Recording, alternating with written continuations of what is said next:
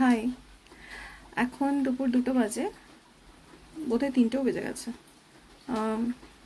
আমি দুপুরবেলা শালজুড়ি এখানে বসে আছি, কারণ কালকে রাত্রি থেকে এখানে বেশ ভালো বৃষ্টি হচ্ছে। আর রাত্রিবেলা আমি এসি অফ করতে ভুলে গেছি, কাজেই ঠান্ডা লেগে গেছে, জ্বরও এসে গেছে। বৃষ্টি দেখতে কার না ভালো লাগে, কাজেই বারান্দায় বসে আছি আর বৃষ্টি এনজয় করছি।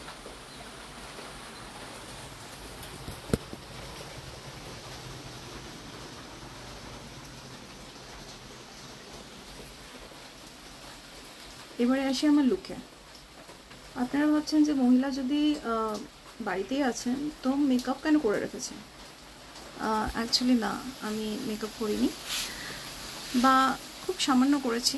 যদি কাজলকে আপনি মেকআপ ধরেন, এটা আমি রেগুলারই পরি, লেন্স পরি, কিন্তু তাও এই কাজলটা আমি রেগুলার লাগিয়েই রাখি।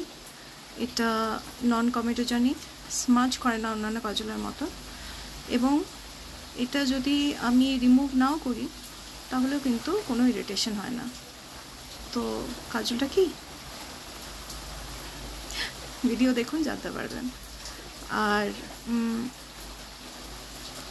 এটা লিপস্টিক নয়, লিপ গ্লস, মেবলিনের লিপ গ্লস, যেটা আমরা সবাই মোটামুটি চিনি বা ইউজ করি, ভেরি কমন।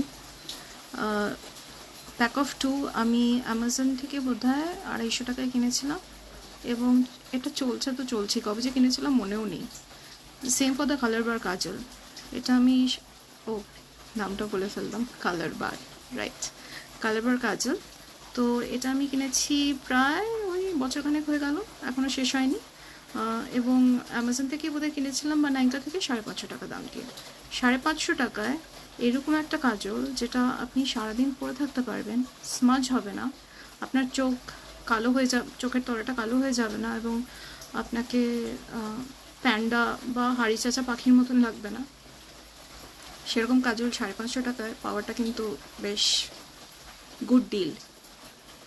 তো অফকোর্স আমি সেলেই কিনি, আমি খুব দামি প্রোডাক্টস ইউজ করি না, কারণ আমার দরকার পড়ে না।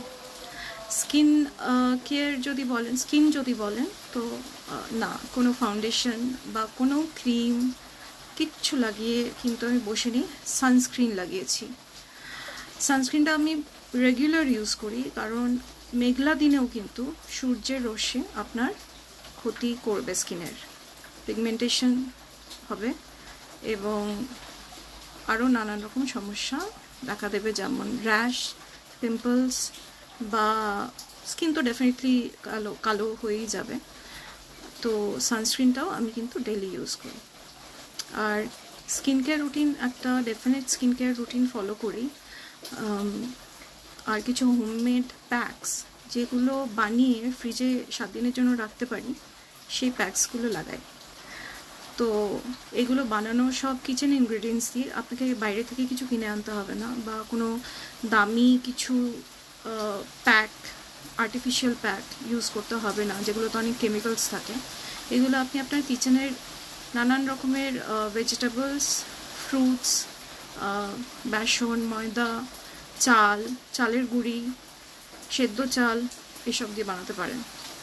আর বিভিন্ন স্কিন টাইপের জন্য বিভিন্ন রকমের প্যাক আছে, তো সেগুলো জানতে হলে কিন্তু ইউটিউবের চ্যানেলটা সাবস্ক্রাইব করতে হবে, কারণ সেখানেই আমি ভিডিও পোস্ট করব যে প্যাকসগুলো কিভাবে বানাতে হয়। তো যদি এই ভিডিওটাতে আপনাদের ভালো লেগে থাকে আমার লুক এবং স্কিন, তাহলে ইউটিউব চ্যানেলটি সাবস্ক্রাইব করবেন, ভিডিওটা পুরো দেখবেন।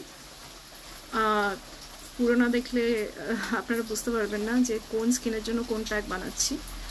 আর যদি পছন্দ হয়, যদি ভালো লাগে, তাহলে লাইক করবেন।